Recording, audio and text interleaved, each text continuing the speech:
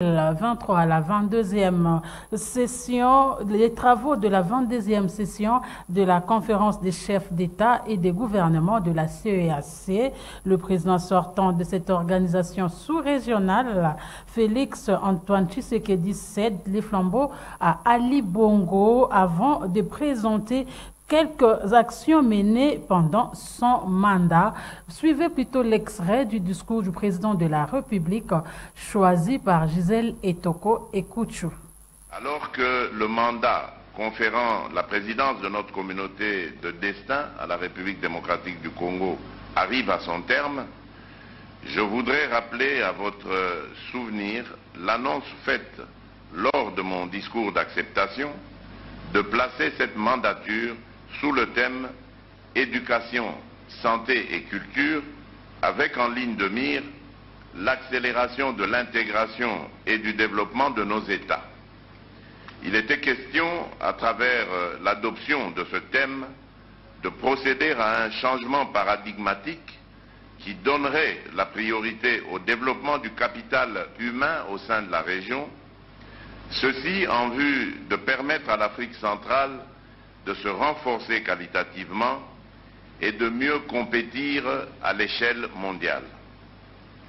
En effet, il est difficile d'entrevoir tout type de progrès, autant pour nos populations que pour notre communauté, sans prioriser l'éducation, gage de développement humain, la santé, gage de bien-être, et la culture, ciment de la cohésion et du sentiment d'appartenance des peuples à cette communauté de destin. C'est dans cette logique, et ce conformément au traité révisé de la CEAC en son article 70, portant sur la science et la technologie, l'article 80 portant sur l'éducation et la formation, ainsi qu'au plan stratégique indicatif 2021-2025 y relatif, que l'année 2022 s'est consacrée à une concertation sur l'éducation. Celle-ci a confirmé la nécessité de la démarche et de la place dévolue à l'apprentissage précoce, à la formation aux sciences, à la technologie et à l'innovation dans le processus d'intégration régionale. La difficulté majeure reste encore le système éducatif disparate au sein de notre communauté. À cet effet, je suis convaincu que seule la domestication du savoir harmonisé et intégré nous sortira du sous-développement et de la pauvreté. Et puis cette manifestation des communautés originaires du secteur des Dongo vivant à Kinshasa, ils dénoncent ce qu'ils qualifient d'injustice et de discrimination dans la répartition et installation des centres d'inscription et d'enrôlement des électeurs dans ces secteurs. Ils étaient en sit-in devant le siège de la CENI où ils ont adressé un mémorandum au président de cette institution, Denis Kadima Kazadi. Autre détail dans ce reportage que nous propose Gisèle Etoko Ekouchou.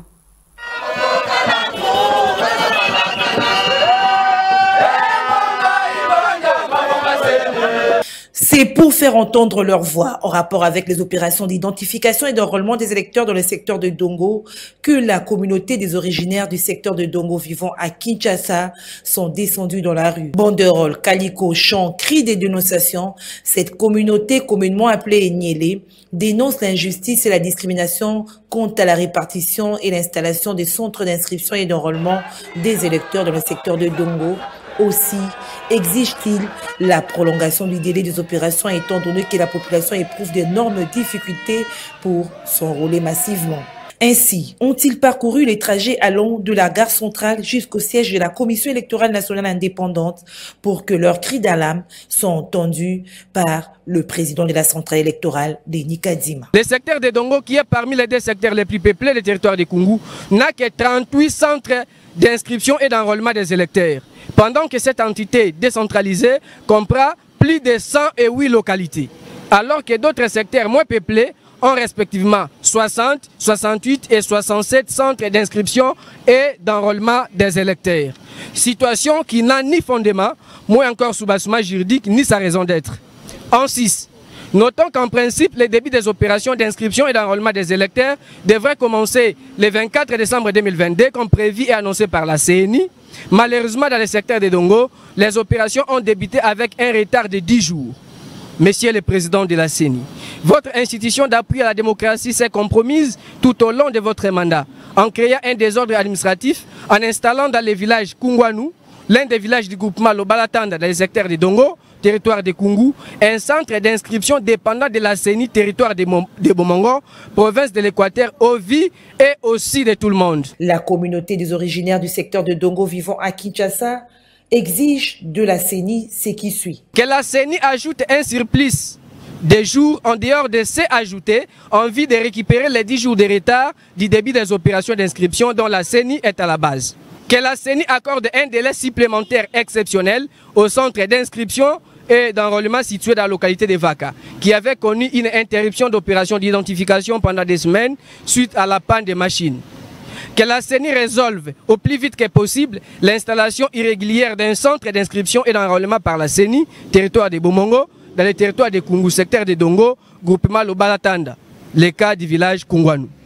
Que la CENI prenne toutes les dispositions nécessaires en y installant lors des élections des bureaux de vote dans les distances de 5 km, mis à chaque village, afin de permettre à tous les citoyens d'exercer les droits de vote dans les jours à venir. Écho du mouvement de libération du Congo. À présent, le vice-président fédéral chargé de la mobilisation du MLC Maïndombe, Dr Jean-Pierre Lokonga, est allé sensibiliser la population à l'enrôlement massif avant de prêcher par l'exemple lui-même en obtenant sa carte d'électeur au village Bendela Kouchou. Le point avec Gisèle Etoko Ekouchou.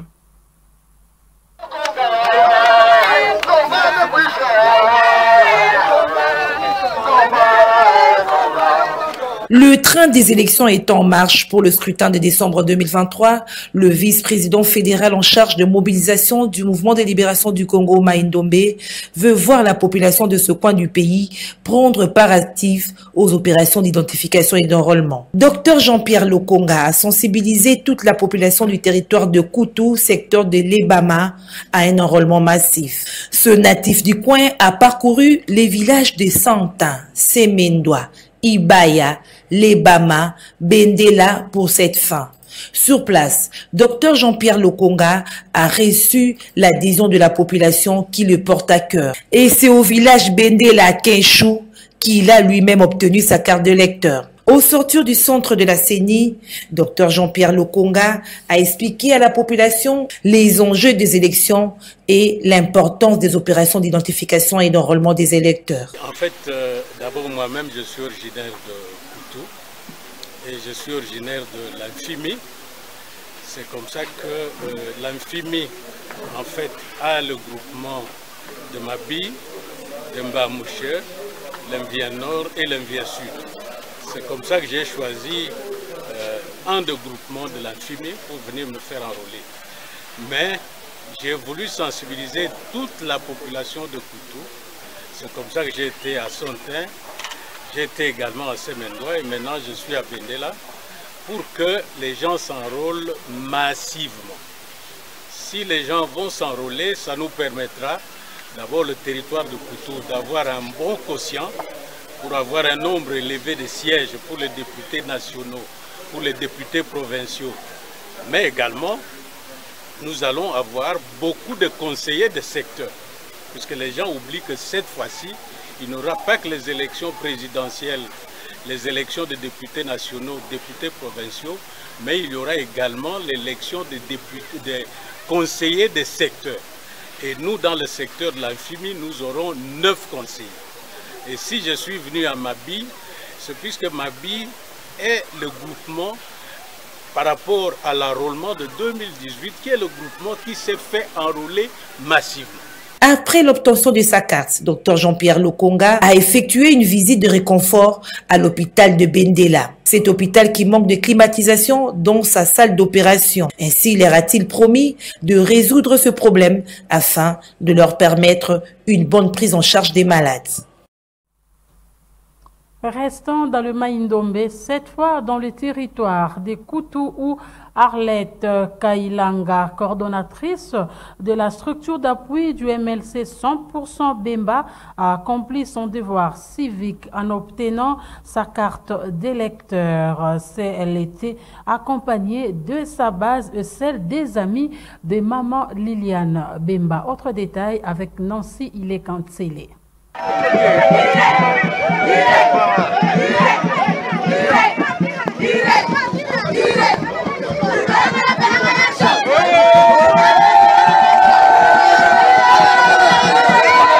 Arlette Kailanga, coordonnatrice de 100% Bemba, s'est rendue tout récemment dans son village natal pour accomplir son devoir civique et patriotique. La patronne de 100% Bemba a été accueillie par sa base, composée des membres de sa structure et celle des amis des mamans Liliane Bemba, coordonnée par Adela Ikassa, qui l'attendait à l'aérodrome de Bikoro, territoire des Koutou, dans la province de Maïndombe, pour l'accompagner jusqu'au centre d'enrôlement de la CENI, situé à Kempa, où elle a profité de l'occasion en vue de sensibiliser la population de ce coin du pays à suivre son exemple en se faisant enrôler massivement dans le but de prendre part dans le tout prochain jour aux échéances électorales qui pointent à l'horizon. Arlette Kailanga n'a pas dérogé à la règle.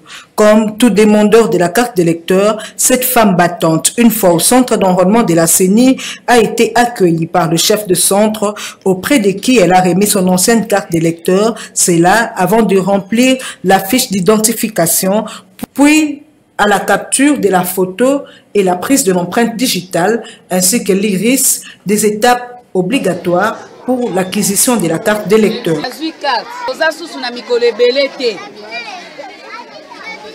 Boma mukolo moko, boma avant midi ou bien bomi après midi pour ozwa carte na yo. Soko ozwi carte te ya liboso oko voter te. Ya mibale tozwi na no carte d'identité te. Identité na yo yango yo. L'union fait la force, dit-on. C'est dans cette optique que 100% Bemba et les amis des mamans Liliane Bemba ont conclu une alliance dans le but de mutualiser les efforts pour un résultat escompté.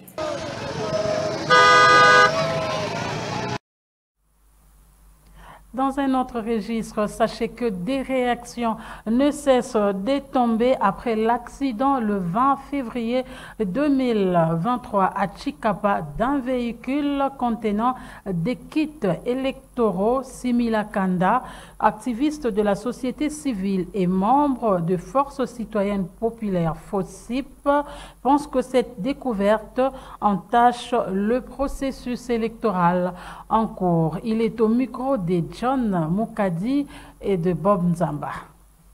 Réagissant à la découverte des kits électoraux dans un véhicule accidenté à Chikapa, dans les Kasaï, les coordonnateurs de la Force citoyenne et populaire FOSIP, Simila Kanda, remet en cause la crédibilité de la CENI. L'opposition dans son ensemble a décrié que nous constatons et que les bureaux d'Eni Kadima continuent, avec l'aide du contenu, de décevoir l'ensemble des Congolais, continue de nous montrer que le processus électoral actuel est un processus électoral qui ne nous conduit pas vers un apaisement, qui nous conduit plus vers un chaos électoral. Et ce chaos électoral peut être source de conflits et de tensions à travers le pays. Depuis toujours, les acteurs de l'opposition, les acteurs de la société civile ont toujours dénoncé l'absence de cohésion quant à la désignation des animateurs, l'absence d'inclusivité, voire même l'Église catholique a dénoncé cela et les saints-pères l'ont dénoncé aussi. Donc il est important que les régimes en place puissent favoriser l'inclusivité qui va nous permettre de recadrer les dirigeants. D'abord, normalement, il faut que les acteurs politiques, ça a toujours été exigé, il faut que les acteurs politiques puissent se parler, se dire la vérité. Il faut que l'on puisse récomposer d'abord, se parler d'abord en tant que politique et par après redéfinir un cadre, signer ensemble un cadre une feuille de route qui va redéfinir un peu la marche de la chose et récomposer en fait les bureaux de la CENI pour permettre à ce qu'on puisse atteindre une inclusivité électorale qui va permettre à la crédibilisation du processus électoral. Parce que le processus actuel est totalement biaisé. Polémique autour du dernier rapport de l'inspection générale des finances IGF.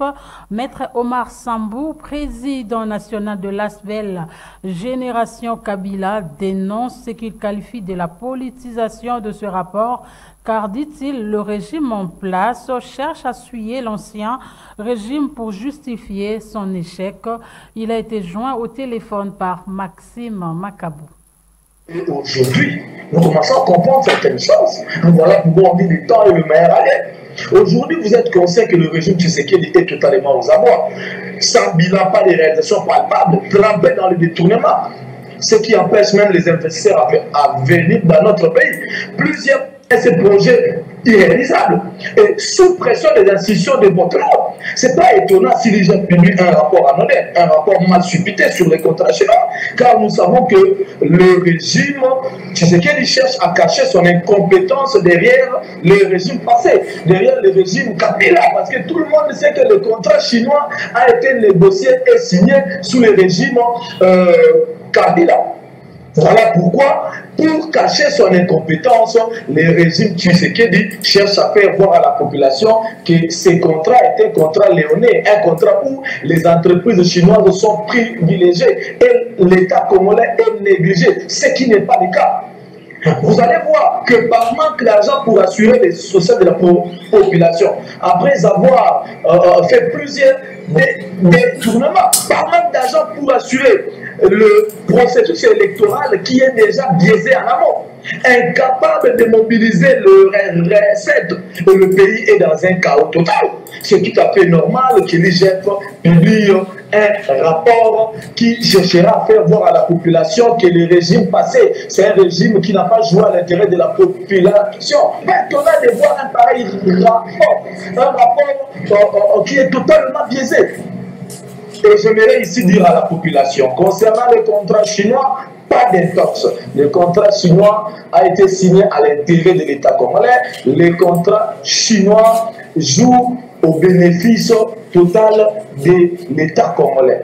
Dans ce contrat, l'État congolais est quasiment bénéficiaire. Qu'on ne vous trompe pas. Qu'on n'utilise pas ces contrats chinois pour essayer de faire voir à la population ou attirer la sympathie de la population. Non. Le régime Tshisekedi, c'est un régime qu'il faut sanctionner, c'est un régime qui a fait preuve d'incompétence. Mais où nous sommes, il n'y a aucun sujet qui peut laver le régime Tshisekedi. Même s'ils utilisent le contrat chinois pour faire voir à la population que le régime passé, c'est un régime qui a bradé les minéraux, etc. Un régime qui a signé des contrats qui n'est pas à l'intérêt de la population ou de l'intérêt de l'État. Mais ce n'est pas le cas. Ce n'est pas le cas. Nous allons sanctionner le régime Tshisekedi, un régime totalement incompétent.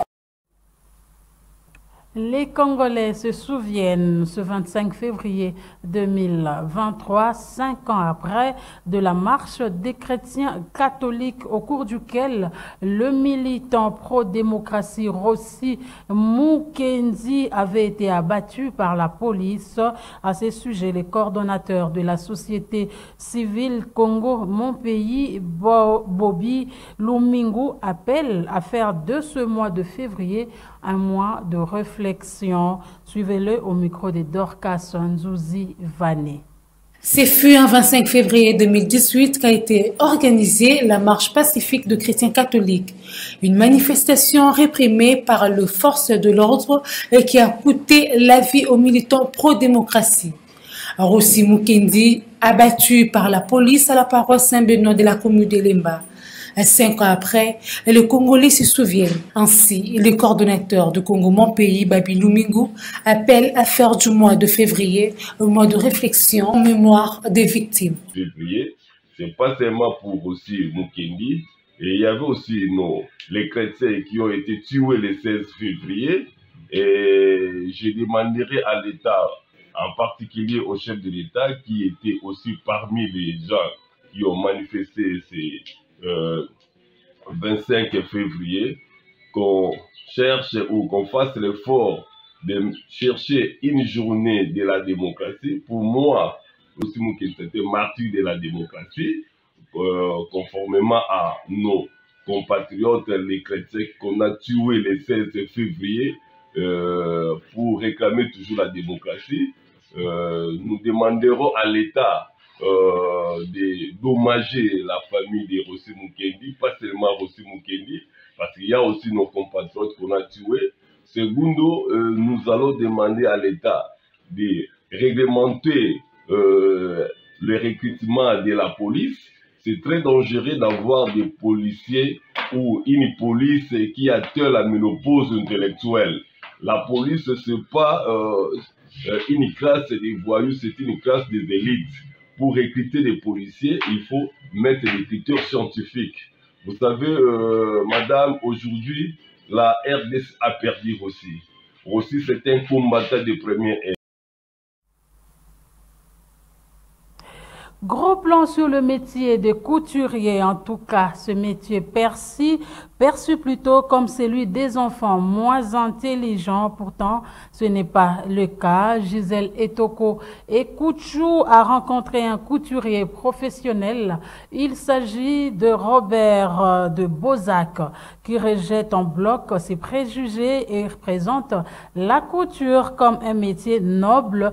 Aussi parle-t-il des défis à relever. Suivez. Couture, ça accompagne la personne humaine depuis l'enfance jusqu'à la mort. Couturier professionnel, Robert Debazac rejette en bloc l'idée selon laquelle ce sont les enfants moins intelligents qui sont orientés vers l'option coupe-couture. Mauvaise conception de la chose, parce que vous allez comprendre que dans notre pays, les gens sont plus inspirés par la musique. Il y a eu une fameuse chanson qui a été chantée pour des artisans, disant que les gens qui font de la couture de métier ne sont pas sérieux. Les gens se sont accrochés à cette chanson-là pour diaboliser tous les secteurs de la mode. Mais la mode, ce n'est pas la couture seulement. La couture est dans la mode. Alors si vous ne brillez pas déjà à l'école, vous ne savez pas bien répondre, vous ne savez pas bien calculer, vous ne savez pas bien lire, vous ne savez pas bien écrire, dans la couture, vous ne ferez rien. La couture, c'est plus que les droits. Faire la couture, c'est plus qu'un couturier, c'est plus qu'un juriste en matière de ce qu'un couturier doit avoir comme bagage et comme calcul scientifique. Parce que le droit a été écrit, vous lisez et vous appliquez les règles. Mais la couture, vous calculez chaque jour, chaque instant, vous êtes millimétré. Vous allez comprendre que la mathématique accompagne un couturier du début à la fin de la production. Pour les responsables de la marque Debazac, la politique commerciale de notre pays ne favorise pas aux nationaux d'avoir accès au matériel adéquat de couture. La clientèle, quand elle vient vers nous, elle nous compare déjà avec les habits qui sont sur le terrain. La politique commerciale de notre pays n'a pas favorisé des autochtones ou bien des nationaux pour produire en quantité. Nous n'avons pas droit au matériel adéquat, nous n'avons pas droit au tissu, nous n'avons pas droit à une bonne formation en la matière. Ça c'est un. De deux, il y a aussi un problème. Des machines que nous utilisons aujourd'hui pour la plupart d'occasions ont été achetées dans ce que nous appelons communément les bilocos ou bien dans des machines de seconde main. Nous n'avons pas droit au matériel. Parce que l'Europe qui fabrique des machines et la Chine, il y a des machines spécifiques qu'on ne peut pas vendre dans le pays du tiers-monde. Faute de quoi, ils vont produire et ils vont vendre. La couture est une affaire de beaucoup d'argent, reconnaît Robert Debazac. Les Congolais puissent comprendre que la couture, c'est une affaire commerciale et économique. Les couturiers congolais peuvent devenir des millionnaires si ils nous font confiance et viennent vers nous. Nous soutiennent dans ce que nous faisons. Robert Debazac, un bon couturier professionnel, spécialisé dans la confection de vêtements. Il comprend la demande de ses clients, il fait preuve d'habileté et de rapidité d'exécution. Ce journal est terminé, mesdames et messieurs. Merci de votre attention soutenue. Excellent week-end chez vous.